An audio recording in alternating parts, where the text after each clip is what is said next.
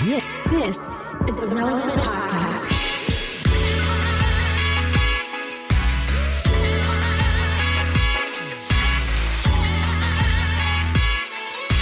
It's episode 1131. See, I transitioned. Instead of saying 1,131, I said 1131. I'm testing it out. I'm workshopping it. I'm workshopping it. All right. It's episode 1131. It's the Relevant Podcast here in Orlando. I'm your host, Cameron Strang. And joining me from Loverland, Virginia, is Jesse Carey. Hello, hello. From Nashville, it's our managing editor, downtown Emily Brown. Hey, y'all. And that's it. Marty's supposed to be here, and he might still come, but we're recording at the wrong time, and he might not have updated his calendar. And Derek is out today, so you got us. I mean, you're welcome. What's better? You got us. Okay, it's good. I know we're coming in a little late here. I meant to mention it last episode, but I don't know if you guys watched the Golden Globes. A week and a half ago, the Golden Globes? A week and a half ago. Oh, absolutely. Emily, did you watch? 100%. I was watching basketball like a normal human. I was, it led in, I was watching football, but I wasn't planning on watching because I don't really care this year. Like, I'll watch on years where there's a few films that I'm interested in, you know. But I just, it was fine. It was a fine year, right? It's Barbenheimer all the way, right? But I was watching football on Sunday night, and I was scrolling on Twitter, and I saw people sharing clips of what was transpiring during the opening monologue of the show. And I had read in the lead up that they were having a really difficult time finding a host for the show. Yeah, it was like wasn't it just like a week and a half, 2 weeks before the show they finally said Joe Coy was going to host it? Joe Coy. He was a fine comedian. I mean, look, the guy sold out Madison Square Garden. Right? I mean, he's coming here to Orlando with the arena. He's selling it out next month. So it's like, no shade. Stand up's a tough business, and he's done well. But I don't think he was well known in the room that night. And people were frivolously tweeting about how much of a train wreck the monologue was. Now, before I give my thoughts, did you guys see the monologue? Okay, unlike you, I don't watch Scott's Tots. I don't like being uncomfortable with somebody having a train wreck on television.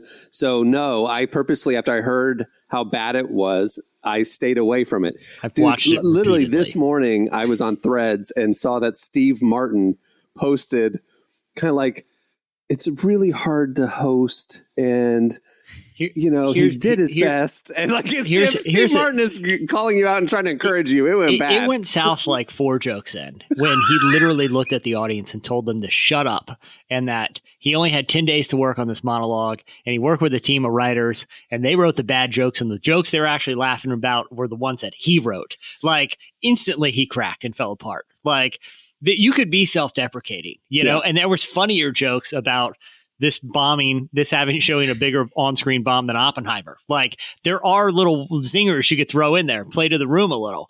But he was like, no, I have my material, and it's distasteful. And it's because the other thing too is like, where it's either a roast, right? Either, it's like Ricky Gervais, and you're just roasting the room. Right. And or you're kind of fawning all over. He was laughing at his own jokes before he would say them. And it was unclear what the tone was supposed to be. But it seemed like the celebrities just, I've never seen a room of celebrities just turn against someone. So like they were scowling at him. The worst one, and this is what I wanted to get I loved it. I was thinking, I wish every monologue was, because it's like it's either like old school Billy Crystal where it's just little puns, you know what I mean, about movie titles, and it's, corny, or it's this like kind of weird, mean spirited Ricky Gervais thing where I loved just horrific bombing and just seeing someone sweat up there. But the one that got the most attention, and I was watching this live because I was tuned in when I heard there was live cringe on, I'm 1,000% in, man. Like, I don't care that there was playoff implications for the Super Wildcard weekend. I want to see a comedian in front of a room full of celebrities just getting torched with terrible jokes. Yeah. He said a joke about Taylor Swift. And out of all the jokes he said, it seemed like the most harmless, like, non-mean spirited. Like, he said a bunch of jokes that I felt like were in somewhat poor taste, but who cares? But he said one about Taylor Swift. And you would have thought that he had insulted her, her family, her music, the Kelsey family, the Kelsey Brothers podcast. She gave him, like, if looks could kill, Joe Coy's head would have popped off his body. Like, that's the look that Taylor Swift gave him. Okay. I have a question. I know nothing about this monologue. I have no idea about this joke that you're saying, but is the joke, here's where my mind immediately went. I did see online that Taylor Swift was there because of the little whispering with Selena. And I sent it over to Emily to keep me in the loop about all things Taylor. Why is she at the Golden Globes? She told me, okay. And I did hear that there was a joke about her that bombed. Is the joke along the lines of, we're going head to head against football games right now. The only difference in the two is that there will be fewer shots of Taylor Swift tonight? Essentially, that was the joke. It was like the only difference It's between so our show. predictable. But also, like, why would she possibly be offended by that? Like, that all that's saying is you're popular and the camera cuts to you a lot. Like, why on earth did, like, okay, can I please step this in is here as a resident this is Swiftie? an anti this it's like, the thing about with Taylor Swift is, like, she's had a whole career of being thin skinned, right? Like, about relationships and perceived slights, right? Like, that's what her song catalog. Why was that so offensive? She's the Kevin Durant of pop music, is what you're saying? Exactly. Interesting. Emily, why would she possibly be offended? It wasn't even a joke at her expense. It was a joke that was at the expense of show producers who are desperate for ratings and want to show someone who's wildly popular. Why was she possibly so offended? Great question. And the truth is, I actually don't think she was offended. I don't think she cared.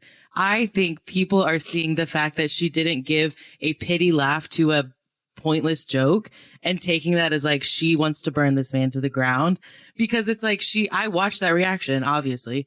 And she just doesn't, like, she just takes a sip and, like, yeah, she does like a joking there, but I took that as like, she's just kind of like, yeah, I've heard this joke before, kind of come like, she's in the mix of all the other bad jokes. This guy's, I mean, listen, it heightened my enjoyment of the show. Like, I love Harrison Ford just sitting there with his arms crossed, like just cannot believe he's subjected to this.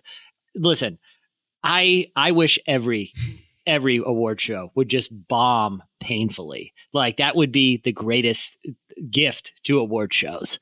And I enjoyed it. I just didn't understand why everyone made that it was, to Cameron's point, it was a predictable joke, but it wasn't like, it wasn't mean spirited like some of the jokes he had. But that's why I really don't think she was actually offended, because like, I think if she really was like upset or hurt by it, I think she would have had an actual reaction. Her just not reacting is kind of like, I think she's just kind of like, okay, well, this cold. is, yeah, it's cold. It is cold. She could have. I will say it was impressive, the fact that an entire room of people did not even try to give this man like a pity joke. But I think he just kept digging a hole deeper, that they were like, this isn't worth it. Like, we're not going to make you feel better, because I do think it's ridiculous that he used the excuse of like, I only got this gig 10 days ago. I can't do this. We do a podcast where we have very little planning. And I would argue you and I, like, we all come up with fairly funny material in the moment.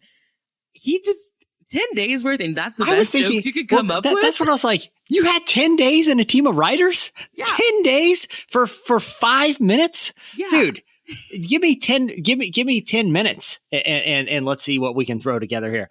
That worked against his favor. I only had 10 days and a team of writers to work. Jeff, you're up here for 5 minutes. Yeah, that actually makes it worse now, knowing that you had how many 10 days do you, and a team staff, like a staff of writers. Hypothetically, how many days do you need? I think again, having not seen it, just thinking about the dynamic as you guys are talking, the Golden Globes thing about like the Ricky Gervais roasting and stuff. It's like they know Ricky Gervais and they know his shtick and they're ready for it, kind of thing. The crowd, like the call is coming from inside the house. He's one of us, kind of thing. If they don't know Joe Coy and he's just this outsider and he's not got a comfortable charisma, and so he's like clearly, like awkward. The stage is pretty big. I could see why it just wouldn't work, like just chemistry wise. I also the crowd, think he he's not one of them. So it's like, who are you? Who are you to say that about Taylor Swift's camera time? I think he also, in many ways, shot himself in the foot. But one of the ways was, I think pretty early on, he admitted that he hadn't even seen most of the movies that were nominated that night. So then he continues now they're like, now we don't care what you say. Yeah. Right. So it's like he's now making jokes about like, oh, this movie is about this or this about that. And it's like, okay, well, now we know that you don't even know what you're saying. You're just talking to fill airtime. That's like going into an interview. Just going into an interview with an author or whatever. Like, oh, just FYI, I've never heard your music. So tell me about why you picked that band name. That kind of thing or whatever. Yeah. It's like, well, now they've checked out. They have no respect for you. That's terrible. Yeah. I loved it. Of course you. Best Golden Globes ever seen. I will say, I think you might be the only person on God's internet that enjoyed the monologue. Sadistic sense Everyone of humor. else hated it. It was the best. Even like Joe Coy, he did an interview, I think, the next day, and he was just like, yeah, not my best moment. Hosting's kind of a tough gig. Don't think I'm ever going to do that again. Like, he recognized, like, that's not for me. The thing that confuses me about Jesse's humor and then appreciation of these things is in real life, he is the most empathetic person I've ever met. He cares about how people feel, like deeply. Like he gets stressed out. He'll take on other people's stress and pain and it affects him deeply. He truly cares about others, but he truly enjoys watching. Maybe it's cathartic. Maybe it's cathartic knowing I have no control over the situation. So I might as well, for this incident, I can just enjoy others' pain instead of shouldering. It's like, oh, that's man, the duality of a man. There's We have a lots great show in store for you today. Yeah, I know. It really is. Lots of Louie unpack. Giglio. You might have heard about a little get-together they had a couple weeks back there in Atlanta. Excited about that one. At the end of the show, we have a game, a kind of a new game that was kind of a hit a month or two ago. We brought it back as a winter edition. And stay tuned right now. Up next is Slices.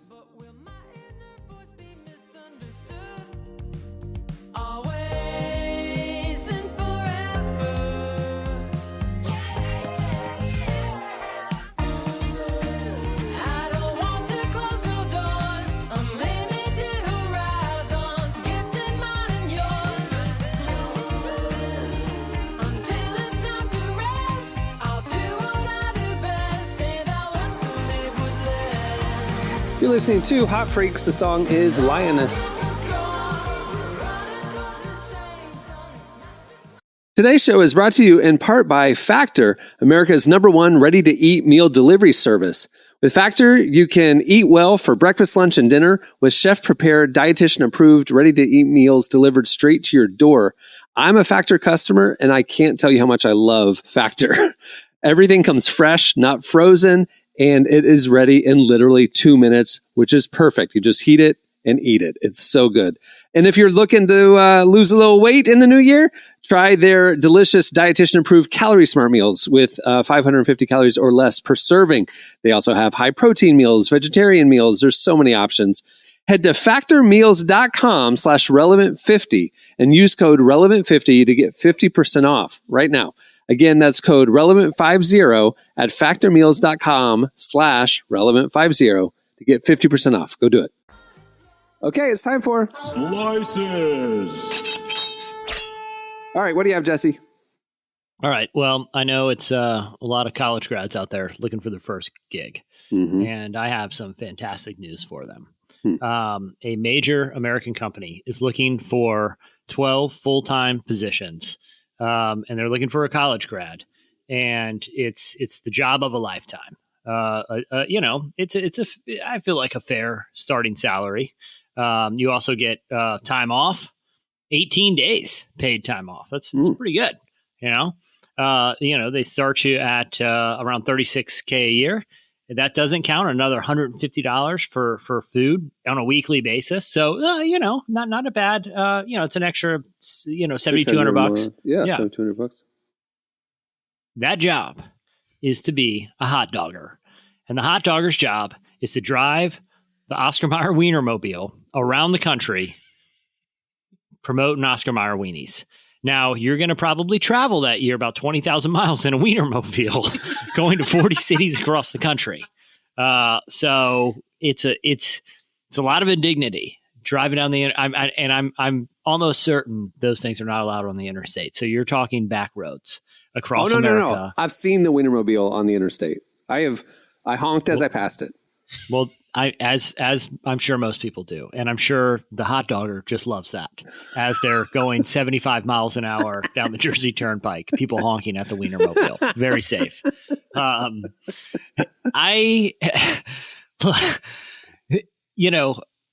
I think it's only a year gig. And then they bring in a new class of hot doggers every year. Is that what they call them? They call them hot doggers? Hot dogger. That's the job. And it's very elite. Do you put that on your resume? Like, I was a hot dogger for a year? Well, yeah. I mean, obviously, in fact, it's a very coveted position, according to Ed Rowland, who's the senior brand communications manager for Oscar Mayer. In other words, they call him the top dog. Oh no. Joe Coy coming out here. No, that's literally what Oscar Mayer calls him, the top dog. So don't put that on me. I don't want that shame. Does this cover I don't know if it clarifies in there, but does it cover like hotel stays, or do they live in the Wienermobile? Yeah, of course. I don't know what the inside of a Wienermobile looks like. The Wienermobile's full of wieners. I think there's a wiener bunk. There's not a wiener bunk. They stay in hotels. I think you sleep in a giant hot dog bun in the back, like a sleeping bag, but it's a hot dog bun. You're the hot dog in that scenario. You just kind of zip up in a big bun, or maybe it's a corn dog situation, like a sleeping bag. Anyway, this is what top dog Ed Rowland said. Statistically speaking, and I'm sure he's done the research on this. Statistically speaking, more people have visited space than driven the Wienermobile. Oh now, gosh. I don't know where those stats come from, but I would assume if he's saying it to USA Today, then it's true. And less than 1% of applicants are hired on average. So this is elite. It's not nothing to be a hot dogger. And I feel like, look, if I had to rewind the clock, I would say this would be a viable option to be the hot dogger for a year. It's not like this is a career decision. I mean, actually, after you ran the Relevant Festival tour and went all over the country with the Relevant, basically the same kind of deal. Same deal. You would have been at the top of the heap with the resumes because you actually had experience. I had experience. You would have been the top dog. I could easily, comfortably sleep in a giant hot dog. Do you think after a year of being a hot dogger, like, what does your next year of life look like? Like, how do you just transition back to normal society where you're not surrounded by hot dogs? I think you. I think this is it. I think this is the peak. I think you're probably just wander the streets after this, reflecting on your year as a hot dogger. Do you think these people are the people, like those crazy Disney adults when those TV shows will go to their house and they have like millions of Disney tchotchkes all over the house, that kind of thing. Do you think these people ultimately become like wiener collectors? Like you go to their house and they're just obsessed with Oscar Mayer and they have tchotchkes everywhere and like, I think that's what happens to you. I don't know like if later I really in your life. want to hang out with a hot dogger, because I'm sure they have Wienermobile like earrings and things like that. Actually, it's funny you say that, Cameron. One of them, they were interviewing a former hot dogger, and they actually said they have a Wienermobile tattoo. See, which these are not normal people. Top 5 dorkiest tattoos of all time. There's the only thing scarier than a Disney adult is an Oscar Mayer adult. Is a hot dog adult. And it's a rare club. Like I said, there's more astronauts than there are. Okay, I want to know hot doggers. How do they make the selection process? If they're only selecting 1%, what is it about that 1%? It's like Survivor. It's like applying to Survivor. What they're going skills through do you the need videos. to be an elite hot dogger? Personality, driver's license. I'm sure. I like to think that there's somewhere like this behind the Oscar Mayer Wiener headquarters, like a giant parking lot with cones and obstacles. And there's like a guy in a lab coat and like a clipboard and a stopwatch, and he tosses you the keys and he says, "Go!" And you gotta navigate the wiener. I'm picturing that's probably the process. It's like probably test track, a skill of, like they're back Yeah. to it with the big hot dog. exactly. It's like a Top Drive or whatever that show is. It's Yeah. They Top rent Gear. out a NASCAR track and they let the applicants race. And they just like throw every obstacle at you, people honking nonstop. Like you go through different gauntlets to see how you react in the Wait, wiener yeah, wheel. yeah. I Big know we're puddle of joking mustard. about it, but I mean, I can't imagine navigating a hot dog shaped car. Like that's not making an easy turn. So, And the driver's seat is like dangling out in the front. If you remember, like the windows are up. You're So outside the bun. You're like outside the flying. bun. You look like you're flying as you're on the road. Yeah. That's why it's outside easier the bun. That's to why I think fly that a rocket to space than it is to fly the Wienermobile. I don't think that's what he said. I don't think he said it's easier It's to what was fly a implied. rocket to the It's moon. what was implied. it's the it's clear implication. I would feel more safe having been to space camp, Cameron, with flight control in my headphones telling me what levers to press, Right. than flying down like like a 4-lane interstate at rush hour in a giant hot dog. Like that's scary going in a car. Like even in like downtown Orlando, with all this construction, people merge in like 6 different ways, and I'm in a hot dog. There's no help. There's And no people help. are like clearly The watching Apollo you, guys. so The Apollo like, guys. you got to keep calm. That's the thing. The hot dog guy can't freak out on everybody because you're representing an iconic brand. Like the Apollo guys got loose in a space capsule, okay, and NASA managed to bring them home, okay. You're on an island, man. When you're on that hot dog, Island. no one. There's no help is coming. You signed up for this. But I do like that there's like a class of hot doggers so that they can have sort of like a support group for this very unique job that no one else can relate to. It's kind of nice for them. Yeah. That is nice for them. All right. What do you have, Emily? Florida lawmakers have introduced a bill that would restrict social media access for people under the age of 16, which is That's kind of wild. the first of its kind, I believe. Yeah, we've heard age restrictions are spreading around the country for pornography sites. You know, that they're doing age identification. 2 more states just added to that. That's the only thing I can think that has like an age specific online restriction so far. I think you're right that I don't know of any state taking action against social. How would they enforce this? Yeah.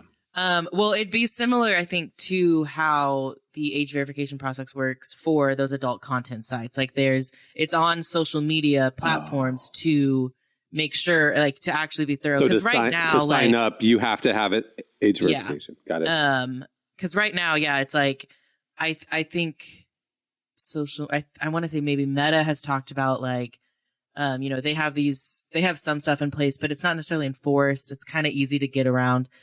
With this, you would have to prove you are who you say you are and you are the correct age.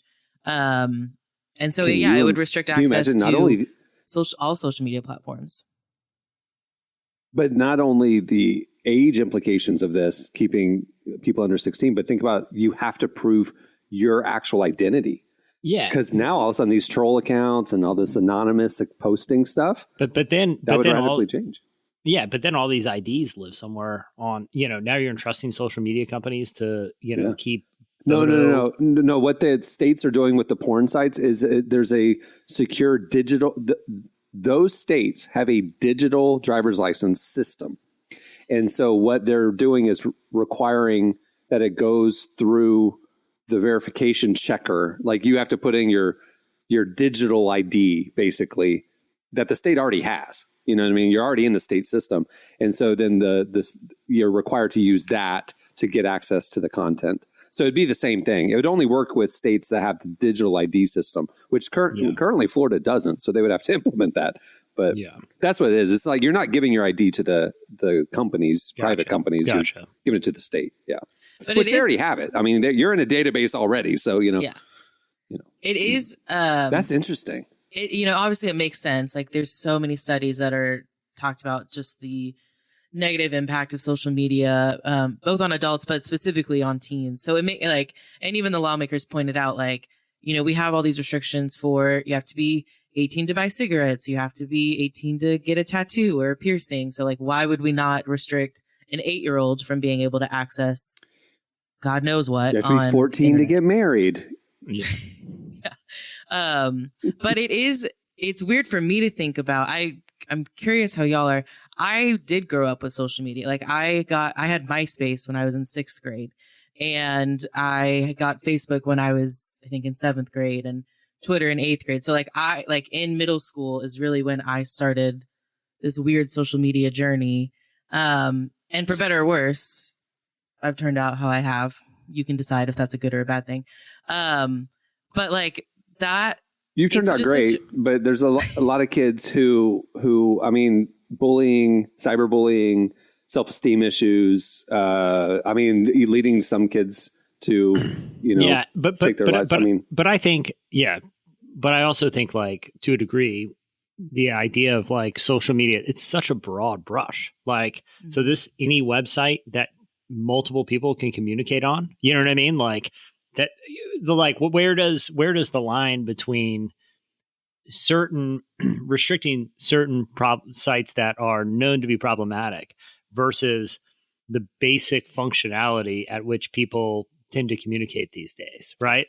It did have restrictions what's going to happen. UGC or can I look at a UGC site, let's say YouTube or TikTok or whatever, without creating an account? Those are technically social media sites, right?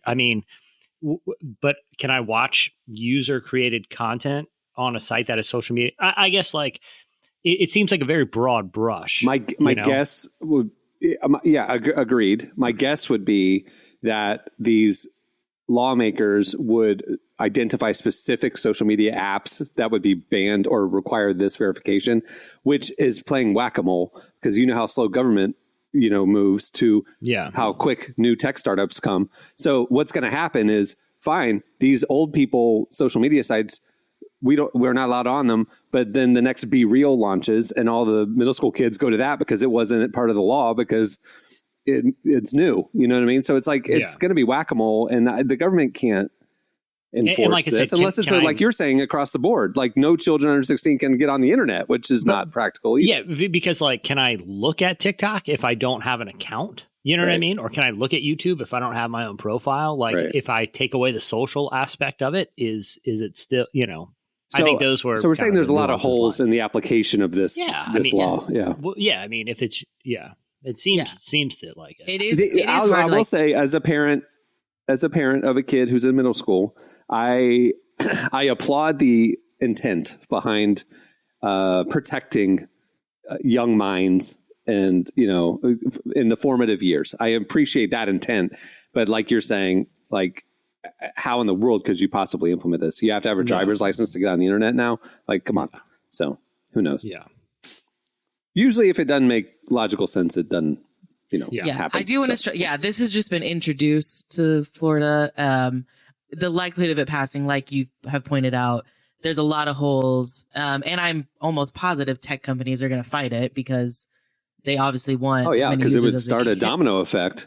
Yeah. Yeah, for sure. You're messing with our money. Anyway. Yeah. All right. Do we have any other slices? Normally we have one or two other people. You guys got anything else? I did see an article this week that honestly, the headline was funnier than the actual article. But it said millennials are moving to the most boring places in the world. And I know it's something we've talked about. Because they're 40 now, and that's what happens when you turn 40. Okay, I am considered a millennial. I'm not 40. Don't put that on me. I know. Millennials are in their 40s and 30s. You're at the end of millennial, 28. Emily, how did they determine the most boring places? Library density?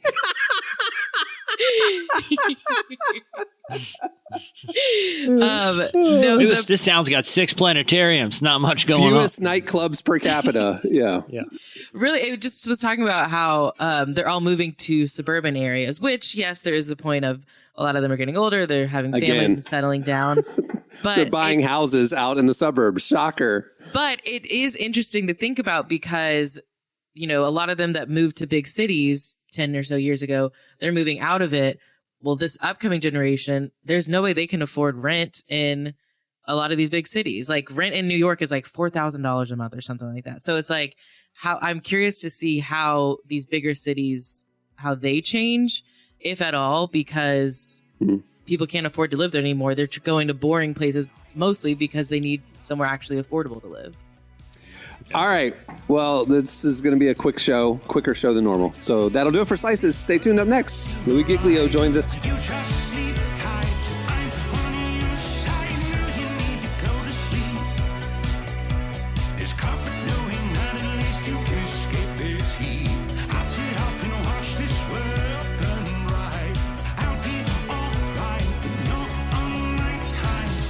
You're listening to Future Islands. The song is Say Goodbye. Well, our guest today is Louie Giglio. He's the pastor of Passion City Church and the head of Passion, the organization, who just wrapped up another Passion conference in Atlanta, which sold out the Mercedes-Benz Dome yet again. In case you missed it, we wanted to talk to Louie about the message of his most recent book, How Viewing God as a Father Can Change Everything. Here's our conversation with Louie Giglio.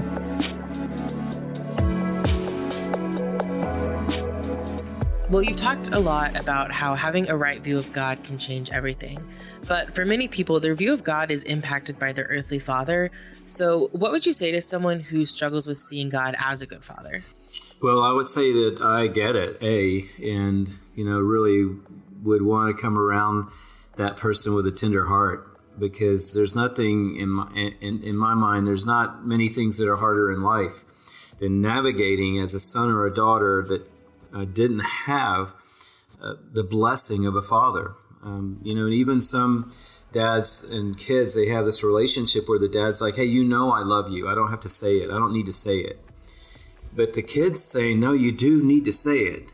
I need to hear the words. I need you to show up. I need to know that you wanted to be there, not that you had to be there.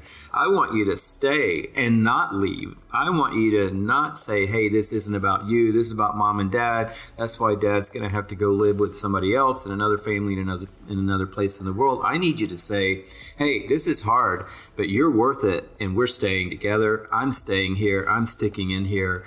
Every kid needs that, wants that, and longs for that. And when you don't have that, it's like living life without that covering, that security, that protection that every one of us needs. And so I think if someone's in that boat today, I just, want to reach out to them with a tender heart, But I want to say to them, and that's the message of this book, Emily, is that God's not a bigger version of your dad. No dad's perfect. No dad is a dad without flaws. But God isn't the biggest version of your earthly father. He's the perfect version of your earthly father. He's not, the way we say in the book, he's not the reflection of your earthly dad. He's the perfection of your earthly dad. And I've had a lot of people say to me, I've been sharing this message for a couple of decades, and I've had a lot of people say to me, if God is a father, and if he's like my dad, then I'm not interested at all. And the door just closes right there. And I say, you know what? I hear what you're saying. I feel what you're saying. But can you imagine? And that's there's two ways to approach this. One of them is through your imagination, and one of them is through the reality of the cross. And the cross is proof that we are loved by God and that he is trustworthy. But our imagination allows us to sort of open the door again. And so I've said to a lot of people who've had a struggle because of their image of dad, and I said, can you imagine if your dad had done this, or if your dad had sat at the end of the bed and said, tell me about it, or if your dad had showed up consistently and said, I wouldn't be anywhere else on planet Earth than right here supporting my daughter, supporting my son. Can you imagine that? And after a little bit of time, people can imagine it. And if they open their heart just a little bit, they can feel what that would have felt like. And I said, just keep going down that trail, because that's the perfect father that you've longed for all these days. And that imagination is going to come true in the person of God, who is the perfect father. I love what you said about how God is not the reflection of our earthly fathers, but the perfection. What is it about God that makes him the perfect father? Well, that's a great question. And there's a whole chapter in the book called The Flawless Father. And it just is helping us get our minds around this idea that everything in life is degrading and everything is going to fail us at some point. Everything is going to let us down in some way. But God isn't everything. God is the one unique being who the scripture says about Jesus. I love the way it says it. He's the same yesterday, today, and forever. If there's anything that the world needs to hear right now, I think it's that. Because who can we count on? Who can we really trust in? Who can we really depend on and know they're going to come through every single time? Only one person, and that's Jesus. Only one person, that's God, our Father. And his character is flawless, and that's hard for us to wrap our heads around because there are not any flawless things on planet Earth. We talk about a flawless diamond, but it's really not flawless. It's got a little bit of flaw in there. But his character, his perfection, his holiness, his faithfulness, his consistency, he has a track record through the generations and through the ages, the millennia, of being who he is. And we can count on him to be true to himself. You know, the scripture says that even if we are faithless, he's going to be faithful because he cannot deny himself. He can't go against his own perfection, even if he wanted to, which he doesn't. So he's the one perfect father that we can all count on. And every season, he's going to be there. He's going to be the same. He's going to be exactly what we need. You know, when I think about it, there's a lot of ways we can describe God, but Father isn't always the first descriptor people think of. Why do you think that is? Well, I think it goes back to what we were talking about before. We're going to view him probably however we viewed our dad. And that's going to tip us, you know. And if our dad was like checked out, we're going to think God's checked out. If our God bailed on the family or bailed on us, we're going to think that's God. You know, he can't be trusted, not dependable. If our father was always setting the bar so high that nobody could jump over it, and it was all about all the things you did right and highly noted all the things you did wrong, and you never knew quite where you stood, then we're going to think God's like that. And that's the lens we're going to see God through. And so I think that has a lot to do with our view of God. And then, you know, you kind of throw church in the mix. And if you've got a little church background in your story somewhere, there probably was a projection at whatever that church was about what God was like. And maybe he's into the nickels and the dimes, and that's what it's really all about. Or maybe it's, you know, this is God's house. And you're like, oh, okay, is God like 83 and a little bit hard of hearing and doesn't like it when the kids make too much noise, you know? And all these things factor in. And then circumstances come into the mix. And, you know, if someone you love died of cancer and you prayed and prayed and prayed that they wouldn't, then you kind of wonder if there even is a God. And if there is, does he care? And so all these things kind of factor into the mix and the milieu, and they frame what our view of God is. And that's why God's always knocking on the door, thank goodness. And he's always the one that's wanting to insert himself into that crazy equation and say, no, I want to show you who I am. And this is God's desire. This is crazy. That God isn't like a needle in a haystack, and he's not going, hey, good luck trying to figure it out. The scripture says he's closer than we think he is. And if we just reach for him, we'll find him because he's near to every single one of us. And so he's always reaching in and trying to help us sort of navigate all the crazy, what our dad was like, what the church kind of said God was like, what circumstances maybe are saying God is like, to say no. Let's start with the cross again. And I just keep bringing us back to that. It tells you that this God loves you. This God will fight for you. This God will give everything he has for you. This God hurt for you. This God understands pain like you do. And this God can take the worst day in history and make it into the greatest day in eternity. This is God. Well, we've talked a lot about how God is very different from our earthly fathers, but I do believe that fathers are still called to best represent the love of God to their children. So do you have any advice or encouragement to fathers out there? Yeah, I just want to applaud every great dad. And I think sometimes we get into these conversations and even talking around seeing God as a perfect father, kind of highlighting the fatherlessness crisis in America. And it's real. But I think sometimes we forget to applaud the dads that are showing up for their families and showing up for their kids. And I know, like, my dad's been gone for a while now, but I just want to applaud my dad today. Because my dad did not have a great relationship with his dad. And he did way better for me than his dad did for him. And I think there are a lot of dads out there like that. And I just want to applaud every dad that is doing their best to lead their family, love their wife, raise their kids, speak life over their kids, speak truth over their kids. That's what every kid wants. No kid wants their dad to say, hey, do whatever you want. No kid wants that.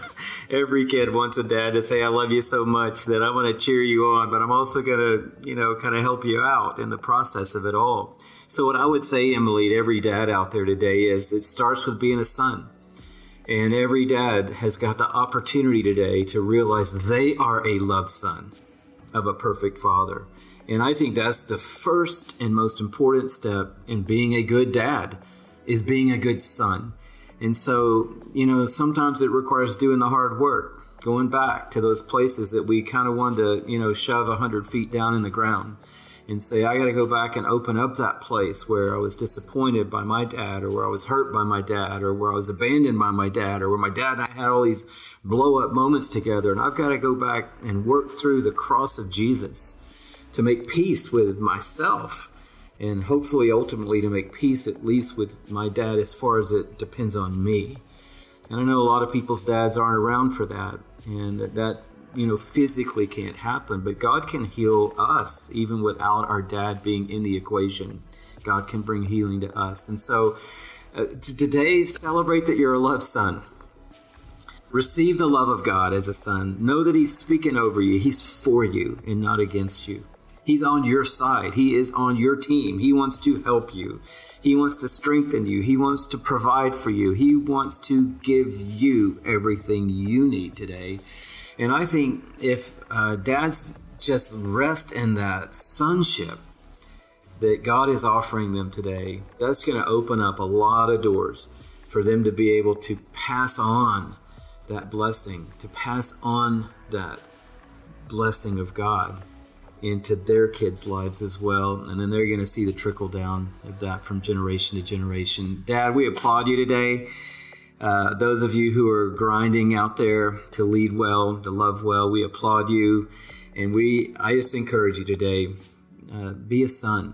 Be a son today. Breathe it in today. It's real and it's for you.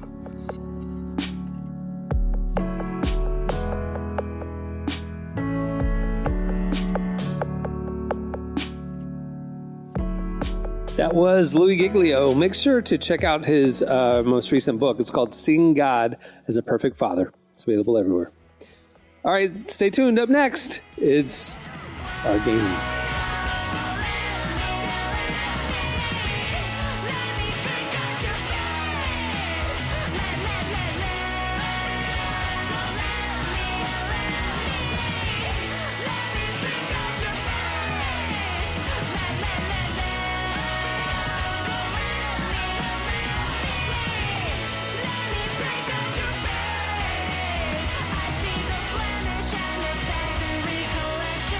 You're listening to Yungatita. The song is Pick at Your Face.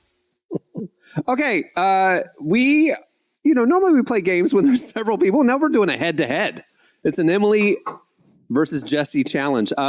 We played this game a couple months ago, and everybody had fun. It's called 5-second rule, and I am going to give you 5 seconds to list whatever the thing is that I tell you need to list. But this is 5-second rule, winter edition.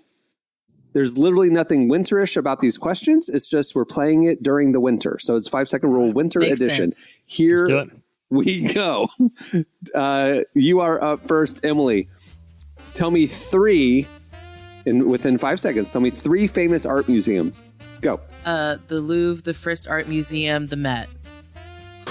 There you go. Good Lord. Did you move to one of the most boring towns in America? A lot of museums. Okay. Jesse, in 5 seconds, tell me 3 things that are white. You, Emily, me. Yeah, I was going to say, you're looking at them. Yeah, MacBook chargers. Time's up. Snow, maybe? I don't know. Sure. All right. I was navigating a minefield with my response because just jokes were going through my head. And I was like, is this Emily, in It's just 5 bested. seconds. In 5 seconds. Wait, Emily, can you keep score? I have cards in my hand. I can't keep score. Yeah. I'm doing a rough timing in my head, but so it's 0 to 1, right? Yeah. Yeah. You got 1. Jesse has 0. Here we go. All right, Emily, in 5 seconds, tell me 3 rappers. Derek Minor, Lecrae, KB. Why'd you go Christian? That's harder than just saying Drake. I think because I started with Kendrick, Derek Kanye, Minor, Drake. and I was like, I just got to keep going. Jesse, in 5 seconds, tell me 3 types of snakes. Cobra, rattle, and garter? There you go. Right? Is it garter? Yeah, you got a point. Emily, in 5 seconds, tell me 3 female comedians. Oh, I feel like a terrible woman right now. Amy Taylor Schumer, Tomlinson, Wanda Amy Sykes. Poehler, Time's Tina up. Fey. No, 2 times up. I got there Oh, eventually. That's terrible. All right, Jesse, in 5 seconds, tell me 3 types of bread. Rye, wheat, sourdough, Oscar Mayer wiener, hot dog buns. You got it. All right, Emily, Its own genre. in 5 seconds, tell me 3 one-syllable words that rhyme with tree. Be, me, free. Boom, got it. Jesse, in 5 seconds, tell me 3 70s rock stars. Neil Peart. Time's up. Who? I don't know either. I don't even know who that is. He's a drummer for Rush. Oh, You went with the the drummers. drummer They're the for big Rush. stars. Not Mick Jagger, not Neil Young, not... Okay. I'm sorry. Wait, we He's actually more need to famous dig than into anyone this. in Why Rush. was that the first person you thought of? I was That listening is to a- Rush lately. Have you guys listened to Rush? It's No, I'm not a Dude. 40-year-old dad. go down. Hey, listen, go down a Neil Peart rabbit hole sometime, and I'm actually gonna send you guys a video. I was watching Neil Peart videos the other night, so gosh. just deal with it. You are Is he like really good? Is Neil Peart really good? He's the Dave Grohl of his generation. I mean, Neil Peart is the. this is the first time in Okay, 28 years real I'm quick, hearing this time name. out. Hey, same. So Click the link. Click the link I just sent you real quick. Just pause the show, okay? And just fast forward to any portion of this video. Oh my gosh. He's literally the greatest to ever do it. I'm sorry. I'm sorry. I'm not sorry. You could spend a whole afternoon watching Neil Peart videos. Trust me. It sounds like 6 people playing drums, and it's one dude. Amazing. I didn't realize we were talking to All the right. biggest Don't- Neil Peart fan. Don't besmirch Neil Peart. I'm not. There's tons of Neil Peart fans. There's like a cult of Neil Peart. Okay. All right, I'm not gonna do Emily. this with you guys. Emily. 5 seconds. 3 songs a DJ plays at a wedding reception. Cha-Cha Slide. Time's up. Yeah, I can't remember. Anything by Neil Peart. Yeah. Yeah, I was the trying to think of Rush my favorite catalog. Rush song. The Neil Peart solo. Tom Sawyer. All right, Jesse, in 5 seconds, tell me 3 movies directed by Steven Spielberg. Jurassic Park, E.T., and Catch Me If You Can. There you go. I'd say Joss. Emily, in 5 seconds, 3 still in publication, still being made magazines. Relevant Magazine, Nylon Nope. Magazine, and Cosmopolitan. Cosmo is still in print, but not Nylon or Relevant. Okay, wait, did you say in print? Magazines.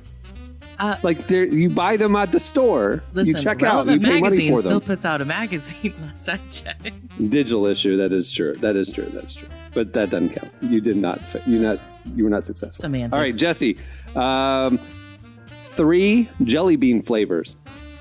Black licorice, cherry, and randomly popcorn sometimes, which always spoils the whole handful. Yep.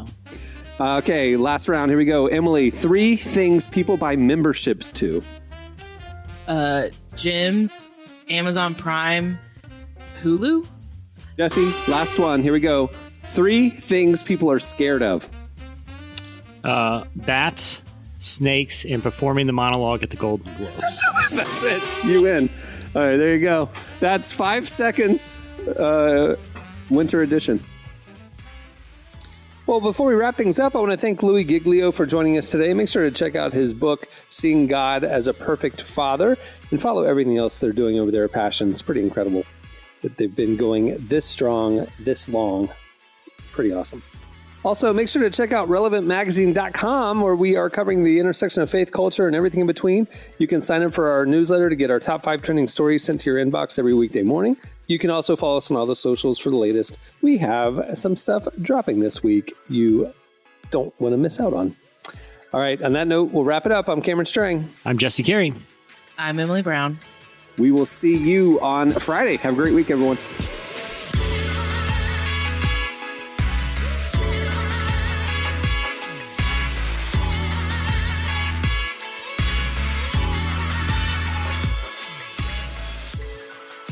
Thanks for listening to the Relevant Podcast. Check out our features, interviews, and news updates every day at relevantmagazine.com. And make sure to follow Relevant on Facebook, Twitter, and Instagram for the latest. For more great podcasts, browse the shows on the Relevant Podcast Network, which you can find at our site. And while you're there, don't miss the all-new era of Relevant Magazine. A new issue releases every other month at relevantmagazine.com.